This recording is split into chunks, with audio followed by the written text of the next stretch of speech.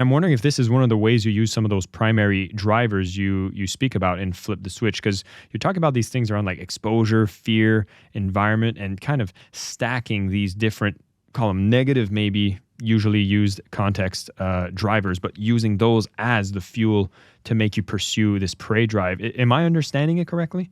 Yeah, I think, see, what I'm trying to do is I'm a practitioner. I have been coaching people literally for 31 years. So I have a lot of qualitative and quantitative data.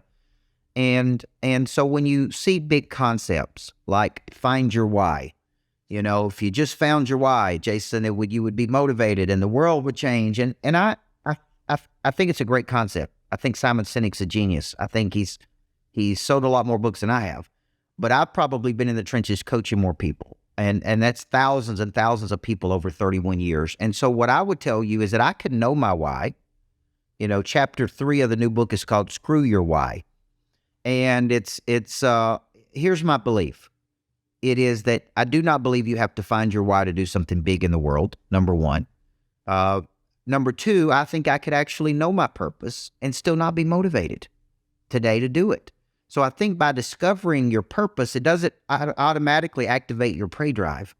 It's like, I can know I'm supposed to coach people. I can know this is what I was put on planet Earth to do, but man, I don't feel like doing it today. And so what I like better, and I talk about this extensively in the book, are what's called because goals. And a because goal is a big reason you do something when you don't feel like it. Here's some examples. Because I grew up poor, I made up my mind I was never going to be poor again. Because I didn't have that great relationship with my father, I made up my mind I was going to have a great relationship with my kids. Because a coach poured into me when I was young, I made up my mind I was going to be a coach to people for the rest of my life.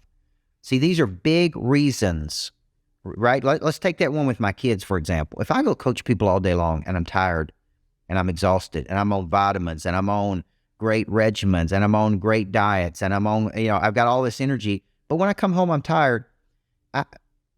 I can know, man, I'm supposed to be a good parent, but that because goal kicks in, man. Because I didn't have that time with my dad, maybe, that overrides my feelings. It's like, man, I'm going to make sure I spend this time with my kids because of that reason. So I like because goals better than finding your why.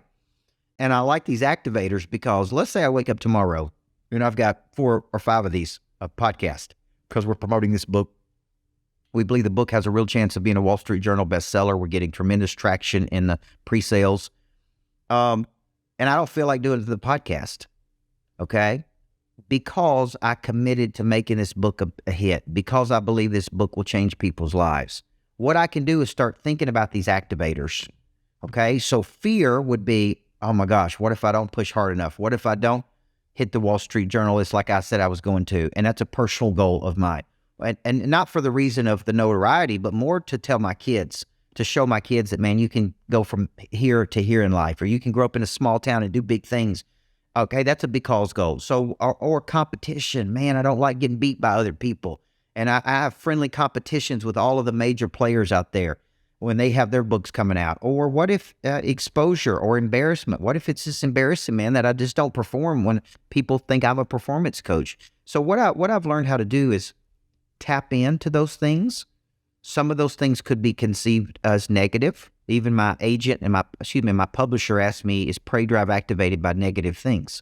Sometimes a slight, sometimes being really embarrassed by something, sometimes someone making fun of you, sometimes someone rejecting you.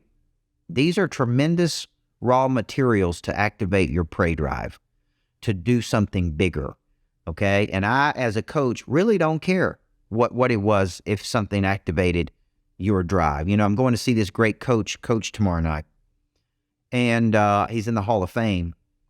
And I started asking questions about what really made him a Hall of Fame coach. And he said, when I was in high school, I was really small. I wasn't very good at basketball, and all of the other kids made fun of me. And I made up my mind that I was going to become great at something. I was going to become this great coach. That is his primary activator of his prey drive, rejection. And he's become this incredible Hall of Fame coach because in high school, the other kids made fun of him. So this is kind of what the book gets into, is knowing you, knowing what activates you, going deeper, not just being motivated or pop-up psychology or cotton candy motivation, but I mean when you really need to call upon this prey drive you can call upon it and bring it in to you. Yeah, I think that's so relevant. And it makes me think of two things. One is with your latest example about basketball, I believe it was, I don't know what year this was, but didn't Michael Jordan do some sort of speech where he's just like, I was, this is for everyone who didn't believe in me. And he had this like almost Yeah. anger. And Yep. it was very surprising for a lot of people that was one of his key Yep. prey drive activators Yep. to make him one of the greatest of all time. And so I thought that was fascinating. The second one is I think back of my own journey. And, when I was one of the first businesses I did, I was flipping real estate in America. And I went through a program where I realized everything I was taught was wrong. And they just told me the things I needed to hear to put me in a room to record a testimonial. And they started running these infomercials across Canada. Yeah. And I was so embarrassed. I was mad. I was betrayed. And I'm grateful now because of that experience. It's by no coincidence that I'm here trying to teach ethical businesses the power and beauty of sales to sell with love, because I don't want anyone else to go through this kind of experience. And God, was it ever embarrassing for me? And it's almost like that's my prey drive activator. And I wouldn't have written my book. I wouldn't be hosting this podcast if it didn't keep me going, knowing that if I can get some more amazing people to be exposed, great people to like learn how sales is a beautiful thing, this is my activator.